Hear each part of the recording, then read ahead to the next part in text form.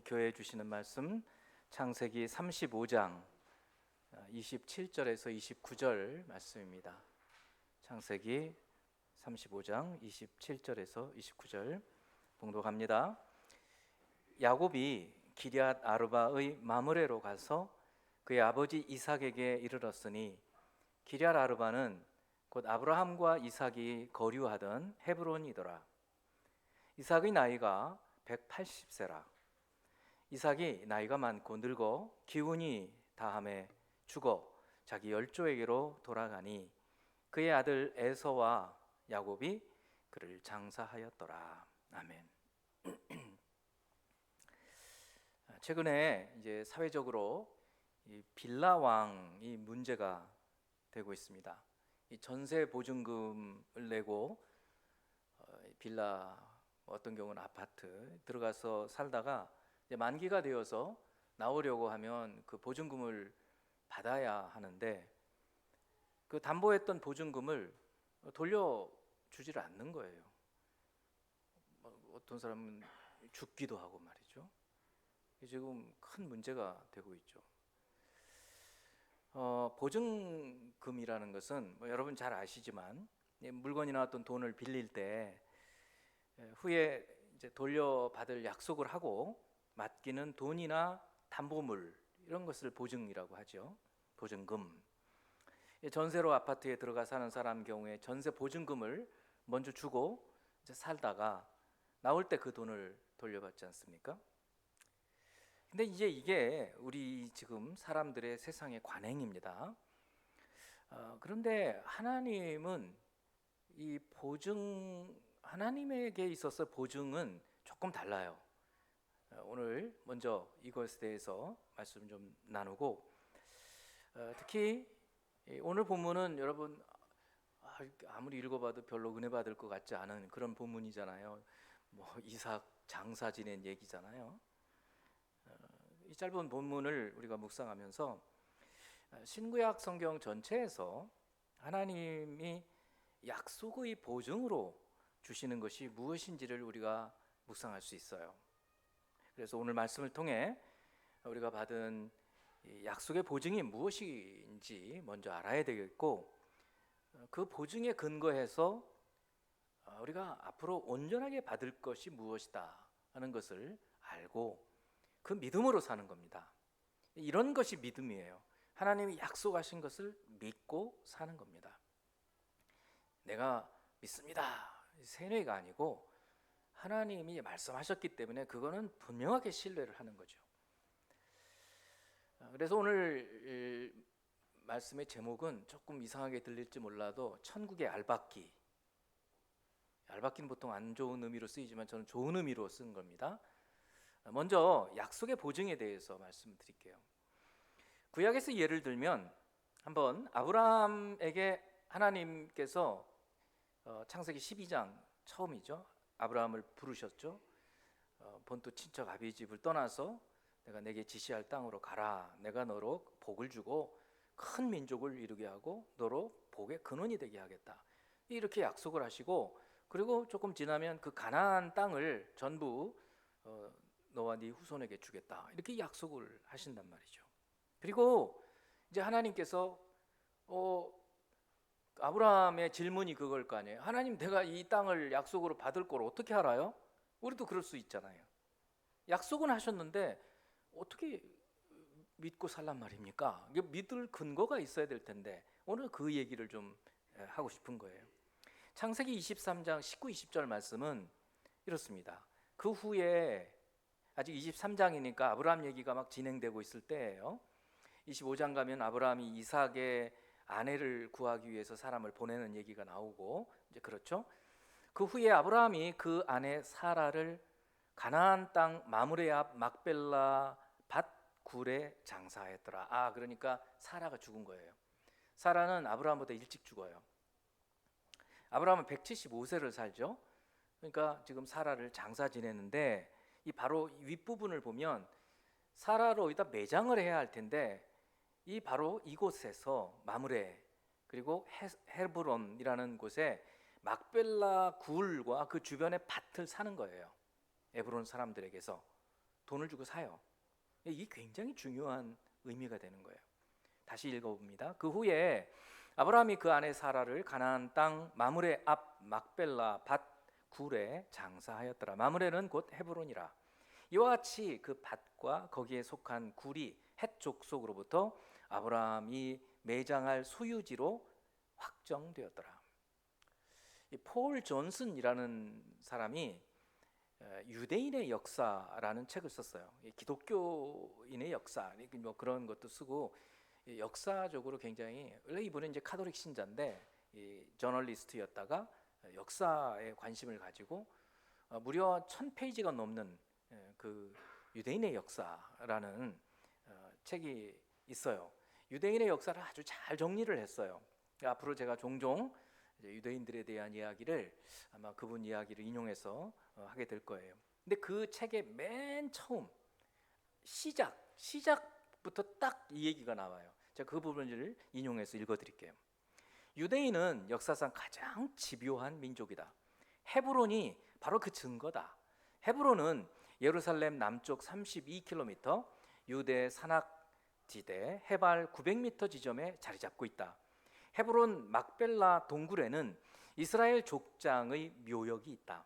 고대 전승에 따르면 매우 오래된 무덤 중 하나에 유대 종교의 창시자이자 유대 민족의 조상 아브라함의 유해가 안치되어 있고 그 옆에는 아내 사라의 무덤이 있다고 한다. 안으로 들어가면 보이는 한 쌍의 무덤은 아브라함의 아들 이삭과 그의 아내 리브가의 것이다.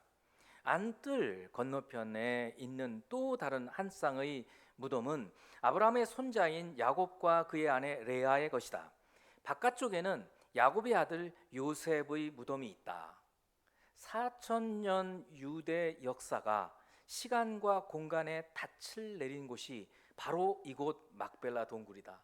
이렇게 이 유대인의 역사를 아주 굉장히 길어요. 제가 이제 그거를 스터디를 계속 하고 있는데 한 번도 이야기 들어보지 못한 이야기들이 막 엄청나게 많고 이제 막 이해가 되는 거예요. 이 유대인들이 이래서 지금같이 뛰어난 사람들이 됐고 어떻게 그 명맥을 이어왔는지 알 수 있는데 맨 처음 시작이 이 막벨라를 시작하는 거예요. 제가 읽어드린 이게 시작이에요. 그리고 이제 그 4000년 동안에 이 막벨라 동굴이 있는 헤브론의 소유권을 두고 계속 엎치락뒤치락 전쟁이 일어나요. 그래서 누가 뺏었다가 누가 또 뺏겼다가 뭐 계속 그 이야기를 한 다음에 그 다음에 계속해서 이렇게 기록되어 있어요. 이렇듯 헤브론은 4000년 동안 이어진 유대인의 끈질긴 민족성을 여실히 보여준다. 또한 헤브론은 땅의 정복과 소유에 대한 유대인의 모순을 드러낸다. 어떤 민족도 그토록 긴 시간 지구상의 특정 지역에 그렇게까지 집착하진 않았다. 또한 강력하고 일관된 목적을 가슴에 품고 다시 그 땅으로 돌아오려는 본능, 즉 기존의 거주민을 축출하고 그 땅에 다시 정착하려는 용기와 역량을 유대인만큼 강하게 표출한 민족은 여태껏 없었다. 하나의 민족을 이룬 이래 4분의 3이 넘는 세월 동안 대부분의 유대인이 늘 자기네 땅이라 주장해온 헤브론 바깥에서 살았다는 사실은 참으로 기이하다. 그러니까 이제 역사 4000년의 역사 중에 3000년은 헤브론을 소유하지 못하고 살았다는 거예요. 1000년만 그 헤브론을 자기 땅으로 하고 살았어요. 지금 현재는 어떠냐? 지금 현재는 이스라엘 땅으로 되어 있긴 한데 그 지역은 팔레스타인 거주 지역이에요.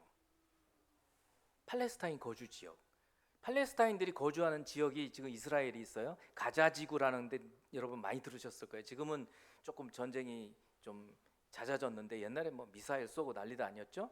그다음에 요단 서한 지구라고 있어요.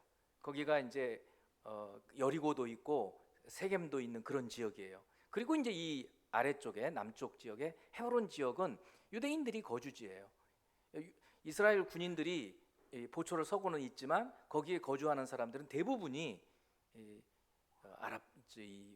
팔레스타인 사람들인 거예요. 그러니까 무려 4,000년의 역사 가운데 3,000년은 이 땅을 소유하지 못하고 1,000년만 소유했다. 참 기이하다 이거죠. 이 기이한 현상은 지금도 계속되고 있다. 헤브론은 유대인들이 최초로 획득한 땅으로 기록된 지역이다. 창세기 23장, 금방 우리 여기 본문 있잖아요. 창세기 23장에는 아내 사라가 죽고 아브라함이 아내와 자신의 매장지로 사용하고자 막벨라 동굴과 주변 땅을 구입하기까지의 경위가 서술되어 있다. 그 다음에 들어보세요.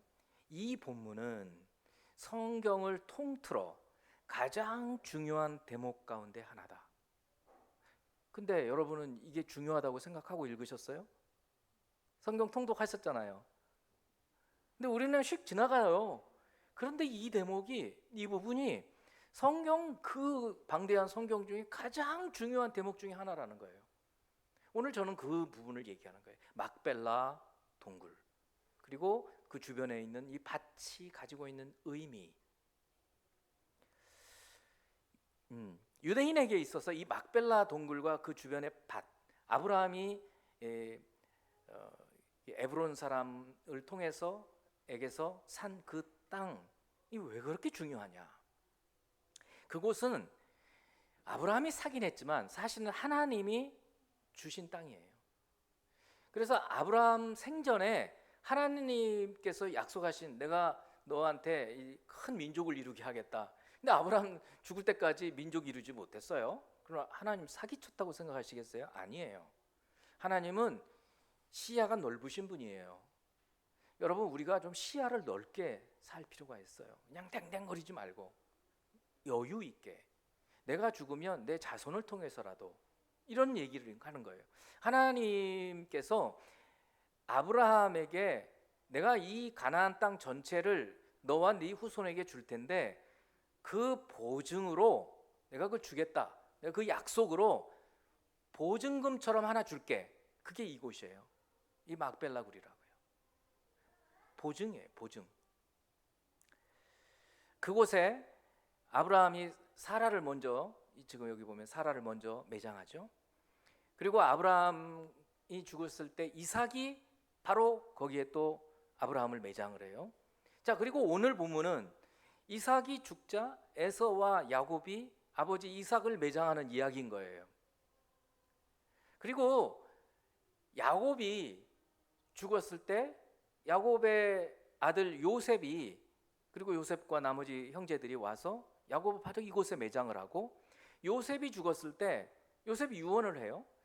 내가 나중에 내가 죽으면 내 해골을 내 아버지 있는 묘역에 묻어라.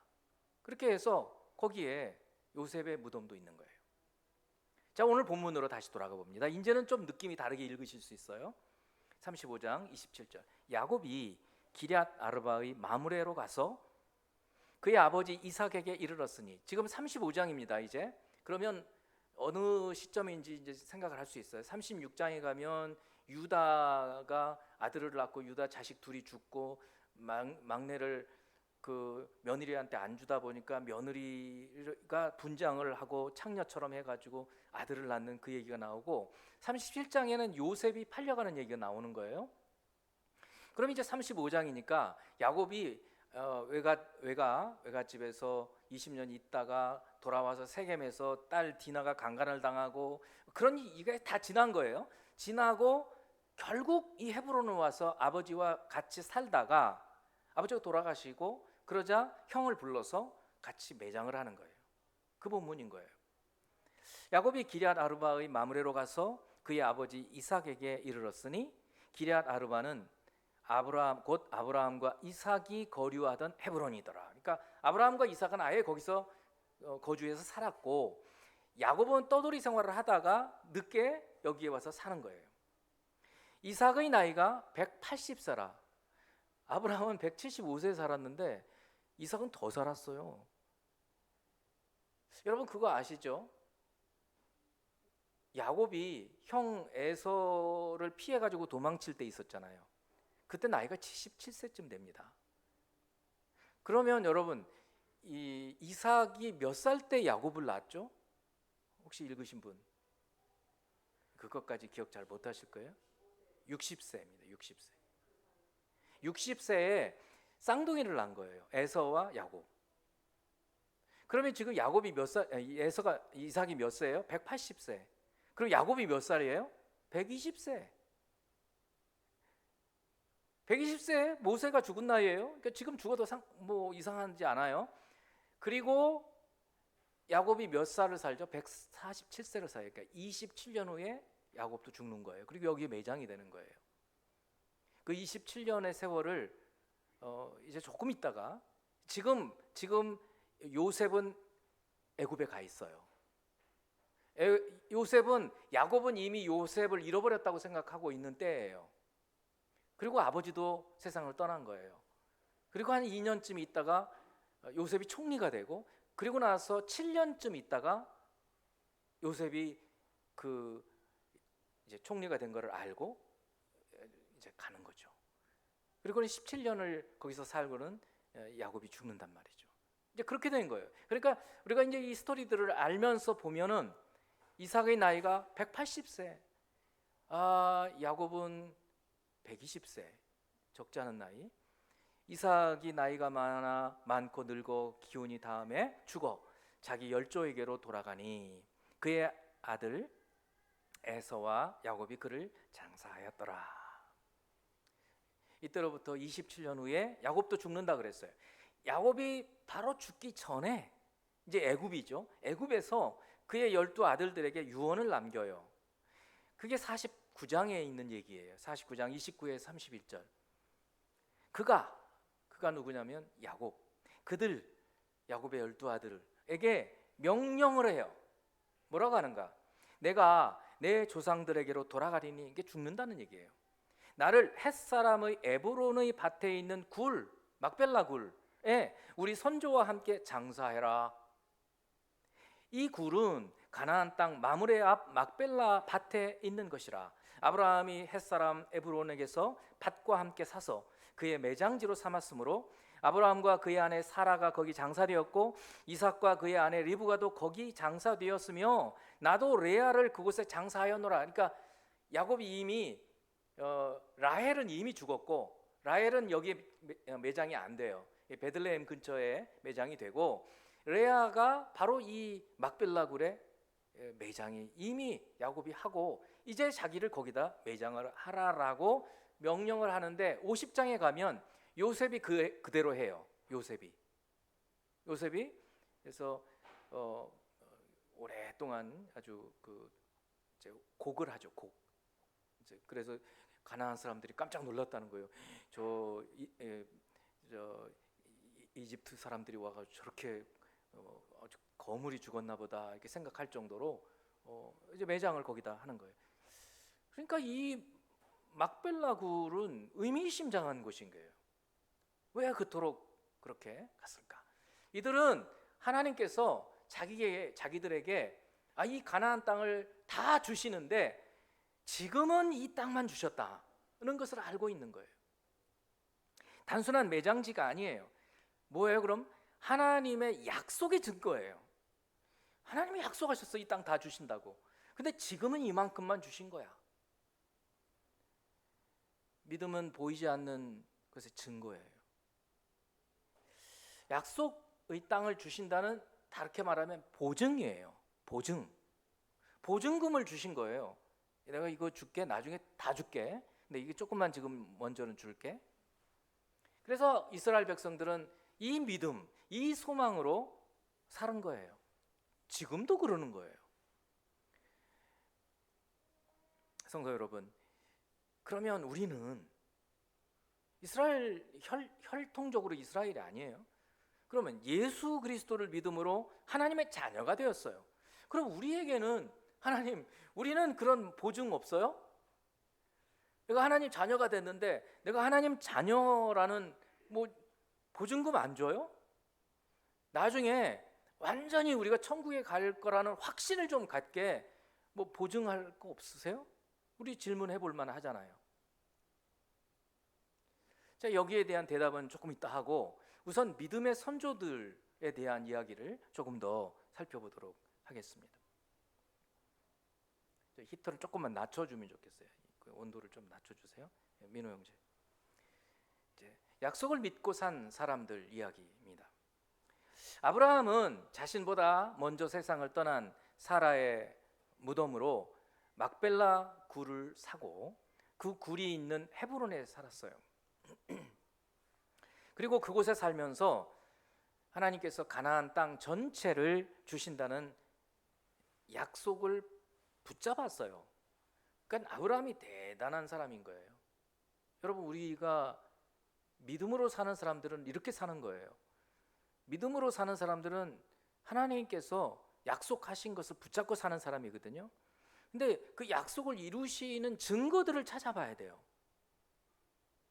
어떤 게 증거인가? 하나님이 약속을 이루시고 계시다는 증거가 뭐가 있는가?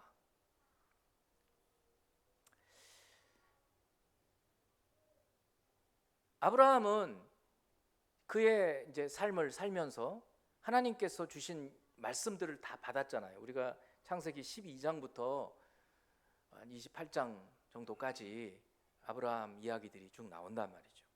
27, 8장 가서 이제 이삭 얘기들이 나오기 시작하고 그리고 이제 야곱 얘기로 건너뛰어가요. 그러면 이 당시에는 글이 없었어요. 그러면 어떻게 했어요? 아브라함은 자기가 하나님을 만나고 하나님이 말씀하신 말씀들을 전부 구전으로 아들 이삭에게 말을 해준 거예요. 계속 얘기를 했을 거예요. 그리고 이삭은 그 아들 야곱에게 또 그걸 계속 얘기를 해주는 거예요. 그리고 야곱은 애굽에 살고 있던 이스라엘 후손들에게 계속 말을 해줬을 것이고 결국은 모세 때에 와서 모세가 그 이야기들을 다 듣고 기록을 해놓은 거예요. 그리고 우리가 알고 있는 거예요. 이제 그럼 우리는 그 이야기들을 보면서 하나님 뭘 우리에게 원하시겠어요? 믿음을 가지라는 거예요. 하나님이 약속하신 것에 대한 믿음, 그리고 그 믿는 것에 대한 소망을 갖고 살아라는 거예요. 그 목적이 있는 겁니다. 그러면 이제 약속을 믿고 약속을 소망하고 살라고 했는데 히브리서 11장 1, 2절 말씀을 보면 믿음은 바라는 것들의 실상, 보이지 않는 것들의 증거. 바라는 것이 실제로 이루어지고 눈에 보이지 않아요. 우리가 믿는 건 눈에 안 보입니다. 누가 눈에 보이는 걸 믿어요? 그냥 있지, 존재하는 거죠. 근데 믿음이라는 거는 마음에만 있는 것이지 눈에는 보이지 않는다고요. 그런데 이 믿음을 가지게 되면 그 증거들이 나타나는 거예요. 그게 보증이에요. 하나님이 그걸 보증으로 주신 거예요. 선진들이, 믿음의 선배들, 지금 제가 얘기하는 믿음의 선조들 얘기를 한다 그랬잖아요. 이 선진들이 이로써 증거를 얻었느니라. 여러분, 우리가 신앙생활할 때 하나님이 우리를 구원하신다는 증거 없이는요 믿음 생활을 오래 못해요. 소망도 없어요. 그렇지 않아요? 우리의 기도를 들으신다는 증거가 없이 어떻게 계속 기도합니까?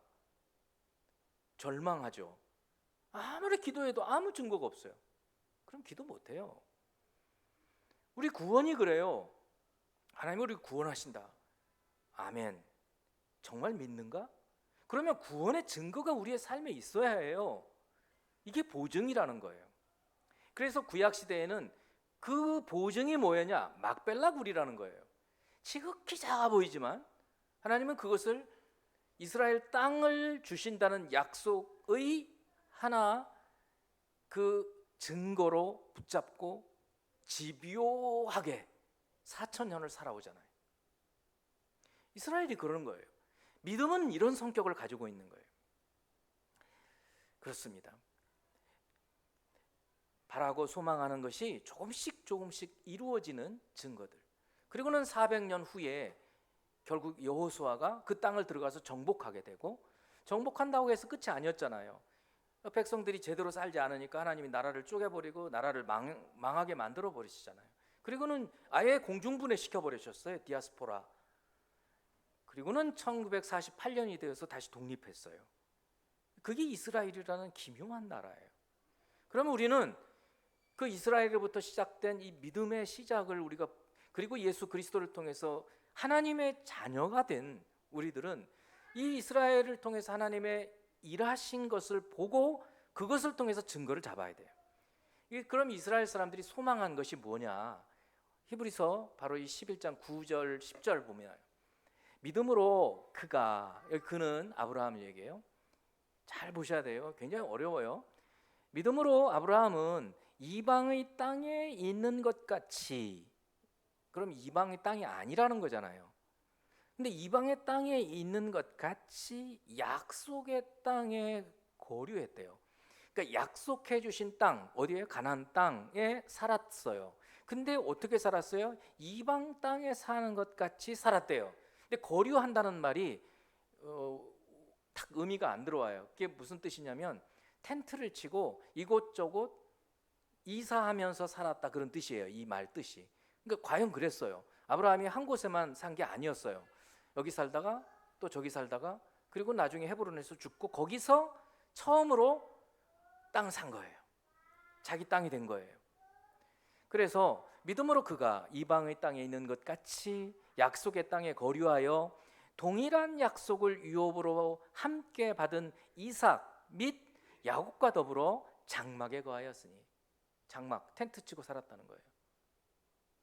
왜 이렇게 살았는가? 그러니까 여러분 지금 중에 여러분 소유의 집에 살고 계신 분도 계시고, 자가라고 하죠. 그렇지 않고 전세 난민이 있잖아요. 저희처럼 전세 가는 거예요. 2년 있다가 4년 있다가. 지금 아브라함은 그렇게 살았어요. 자기 땅이 지금 소유를 얻었잖아요. 얻었는데도 텐트 치고 장막에서 이곳저곳 옮겨 다니면서 거류하면서. 왜 그렇게 했는가? 그 다음에 10절이 이는 그가 하나님이 계획하시고 지으실 터가 있는 성을 받았습니다. 여기가 어디겠어요? 천국인 거예요. 천국. 천국을 소망하면서 거기가 내 집이야, 거기는 영원히 살 수 있어, 그곳이 성이 되는 거예요. 지금 이곳 헤브론은 텐트 치고 살아요. 근데 그곳은 성이에요.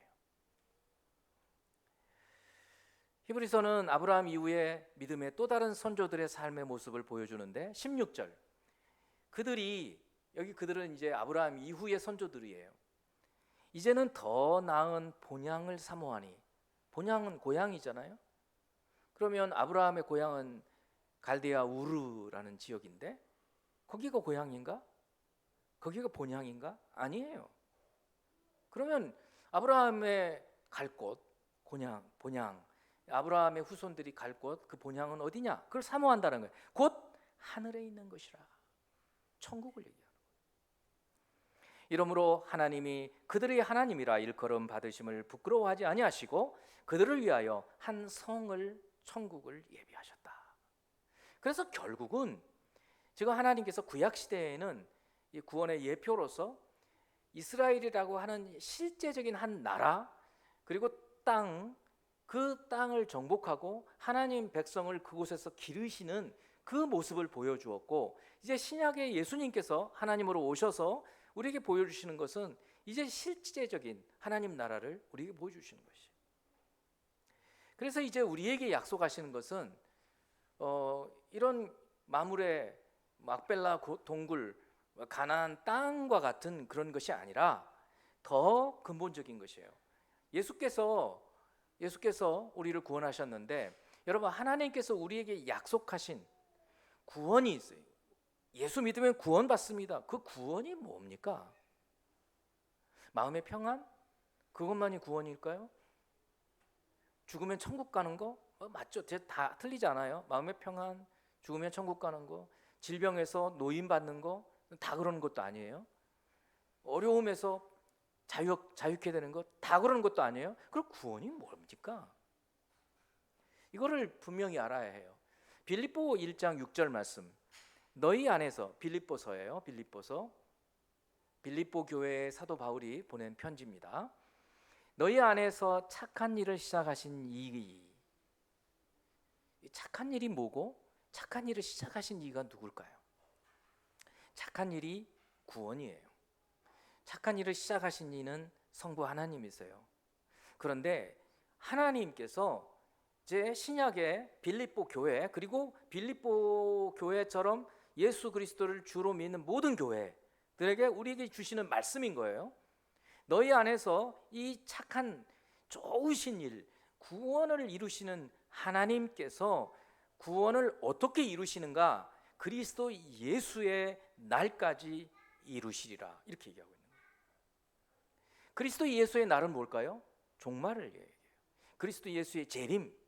그러니까 우리가 예수 믿으면 구원받았다고 얘기를 해요. 근데 이미, 그러나 아직도, already but not yet, 너무 유명한 구절이잖아요. 이미 우리는 구원을 받았어요, 예수 믿음으로. 그러나 아직 완성되지 않았어요. 구원은 계속되고 있어요. 완전히 이루어져야 돼요. 그럼 맨 처음에 있었던 구원이 뭐예요? 제가 말씀드리는 게 이것이 바로 보증인 거예요. 보증금을 주시는 거예요. 여러분, 하나님으로부터 보증금을 받으셨나요? 나 구원받았어요. 이런 보증이 있어야 신앙생활을 할 거 아니겠어요? 그것도 없이 어떻게 신앙생활을 험한 이 세상에서 험한 세상에서 이 신앙생활을 계속해 갈 수 있어요? 오늘 이 빌립보 1장 6절은 여러분 암송을 하셔야 돼요. 너희 안에서 착한 일을 시작하신 이가 그리스도 예수의 날까지 이루실 줄을 확신하노라. 거기뿐만 아닙니다. 데살로니가 전서 5장 23, 24절 굉장히 많아요. 몇 구절만, 지금 두 구절만 제가 뽑은 거예요. 평강의 하나님이 친히 너희를 온전히 거룩하게 하시고, 이 거룩하게 하시는 것이 우리를 구원해 가시는 성화라는 거예요. 거룩해져 가는 거예요. 그러니까 작년보다 우리가 더 거룩해져 가야 해요. 예수 믿기 시작했을 때보다 지금 달라진 게 없으면 망한 거예요. 그거는 이미 예수 잘못 믿는 거예요. 달라졌어야 해요. 분명히 여러분 달라지셨죠. 성경 읽기를 지금 막 해가고 계세요. 힘들어요. 그러나 이 각도로 쭉쭉쭉 나가는 거예요. 내년에 또 하는 거예요. 그럼 눈이 열려요.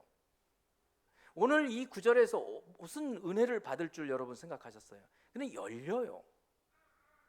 평강의 하나님이 친히 너희를 온전히 거룩하게 하시고 또 너희의 온 영, 혼, 몸이 우리 주 예수 그리스도의 강림하실 때, 아까 그리스도의 날을 얘기했는데 빌립보서에는, 여기 데살로니가 교회에 보낸 편지는 그리스도가 강림하시는 주님의 재림, 세상의 종말, 온전히 흠없게 보존되기를 원하노라. 그러니까 구원의 완성은 우리가 온전하게 죄에서부터 벗어나서 점도 티도 없이 하나님처럼 거룩해져 가는 거예요. 천사처럼 온전하게 되는 거예요. 그게 구원의 날이에요. 그거를 신학적으로는 영화, glorification이라고 얘기를 해요. 24절, 그 다음이 이제 중요한 거예요. 너희를 부르시는 이는 믿으시니, 믿을 만한 분이시기 때문에 그가 또한 이루시리라. 우리가 구원을 못 이루어요. 우리도 애써야 해요. 그러나 하나님이 주도권을 갖고 우리를 끌고 가시는 거예요. 우리도 같이 가야 돼요. 그러니까 성경 읽기를 여러분이 나 안 하면 끝이에요. 그러나 어떻게든 해가면 하나님께서 눈을 열어주시는 거예요. 그래서 전에 안 보이던 것들이 막 보이기 시작하는 거예요. 그렇게 억지로 읽는 게 아니시잖아요. 막 보이기 시작해요. 듣던 중에 갑자기 옛날에 전혀 안 들리던 대목들이 막 들리기 시작해요. 이게 성화로 구원에 이르러 가는 거예요. 주님이 이렇게 해 가실 것을 우리에게 약속하시는 거예요. 믿음의 구약의 믿음의 선조들에게는 실제 가나안 땅 그걸 주시기로 약속하시고, 그 중에 맛보기로, 아주 맛보기로 조금 눈에 보이는 증거로 주셨어요. 그거를 아브라함 붙잡고 이삭도 붙잡고 야곱도 붙잡고 요셉도 붙잡고 400년 넘게 붙잡고 결국은 들어가잖아요. 그러면 우리는 예수 믿고 구원 받았다고 하는데 우리가 붙잡을 게 뭐냐는 거예요.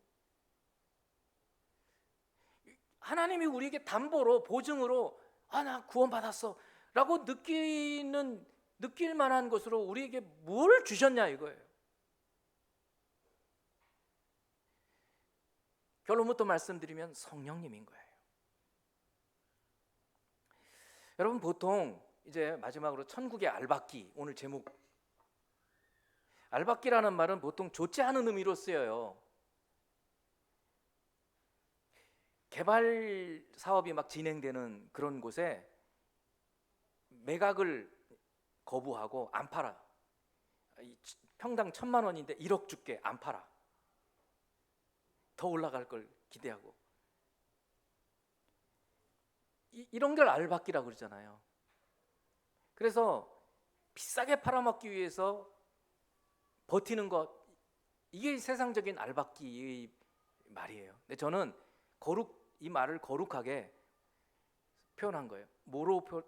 뭐를 알박기로 했냐면 보증이에요. 보증금. 가나안 땅 전체 중에 한 곳을 하나님께서 딱 박아 놓으신 거예요. 막벨라 동굴, 알박기를 하신 거예요. 내가 이거 다 줄게. 근데 이것만 지금은 준다. 너희들 고난도 좀 받아야 돼. 430년 노예 생활을 해. 훈련 받아야 돼. 훈련 받지 않고 온전하게 되질 못해. 여러분 지금 고난 가운데 있으시면 이거 기억하셔야 되는 거예요. 그러나 우리 가운데 구원의 증거가 있어야죠. 믿음의 증거가 있어야죠. 그게 뭐냐? 그게 성령님이라는 거예요. 구약 시대에는 실제적인 땅이었지만 지금 신약 시대에는 우리 가운데 와 계신 성령님이 구원의 증거요, 하나님의 보증이 되는 거예요. 증거 있어요? 예, 증거를 말씀드릴게요. 에베소서 1장 13, 14절. 그 안에서, 그 안은 그리스도 예수를 말해요. 예수 안에서 너희도 진리의 말씀, 곧 너희의 구원의 복음을 듣고 그 안에서, 예수 안에서 또한 믿어 약속의 성령으로 인치심을 받았다는 거예요. 인쳤다는 건 도장 찍는다는 거예요. 하나님께서 우리를 성령을 보내시면서 내 거야 하고 도장을 딱 찍었다는 거예요. 이 도장이 보증이에요. 근데 딱 뒤에 보증이란 말이 나와요. 14절. 이는 우리 기업의 보증이 되사, 하나님께서 너는 내 거야 하고 도장을 딱 찍는데 그게 우리 가운데 성령을 팍 보내신다는 거예요. 그래서 성령이 임하면 증거들이 있어요. 회개하게 돼요. 내가 정말 죄인이었구나. 나 같은 놈이 어떻게 살 수 있어? 하나님 은혜 아니고는 살 수 없습니다. 이 회개,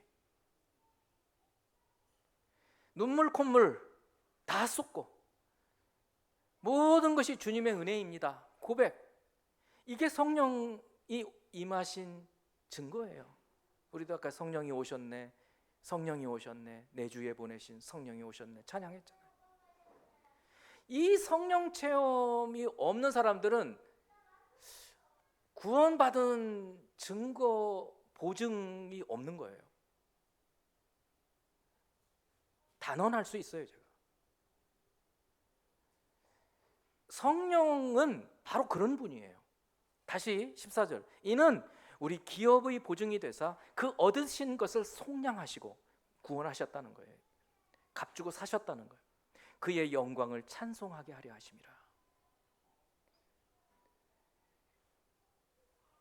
예수님을 그리스도로 모시는 분들께는 성령이 오십니다. 근데 아까 눈물 콧물 안 흘리면 구원받은 증거를 아직 경험 못한 것이다, 제가 단언을 한다고 말씀을 드렸는데, 이걸 생각하시면 돼요. 지금 가나안 땅에 아브라함 죽을 때까지도 그가 가졌던 땅은 막벨라 동굴과 그 주변에 있는 밭, 그 끝이에요. 이삭 때도 끝이에요. 야곱 때도 끝이에요. 무려 400년 동안 그랬어요. 그러나 그들은 하나님의 약속을 굳게 붙잡았어요. 그거 하나를 가지고. 여러분, 예수님께서 천국 비유를 해주실 때 이런 비유를 했어요. 밀가루가 서말이 있어요. 3말이 있는데 그 안에 누룩을 집어넣은 거예요. 그럼 막 퍼지잖아요. 누룩은 굉장히 작아요. 굉장히 미미해요. 밀가루에 비하면. 굉장히 작은 것이 딱 들어갔는데 그게 나중에 확 퍼지는 거예요.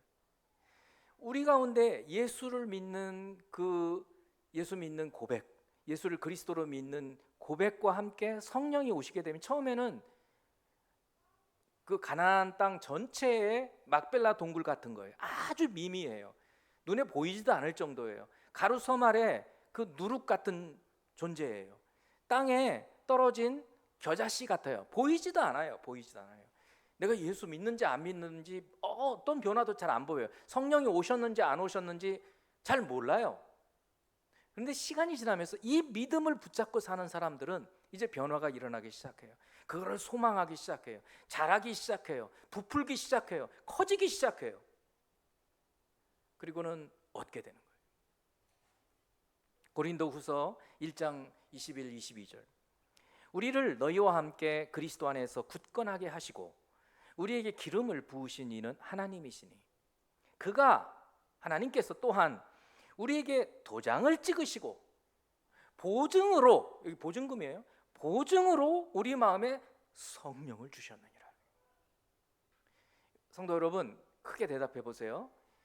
여러분은 예수를, 우리 죄를 구원하신 그리스도로 믿습니까? 이 고백이 있는 분들에게는 고린도전서 12장 2절을 보면 성령이 와 계신 분이에요. 성령으로 하지 않고는 예수를 주라고 고백할 수가 없어요. 그런데 우리가 성령님을 그냥 내버려 두면 성령님의 역사가 일어나질 않아요. 그래서 이제 중요한 것은 성령을 느껴가는 거예요.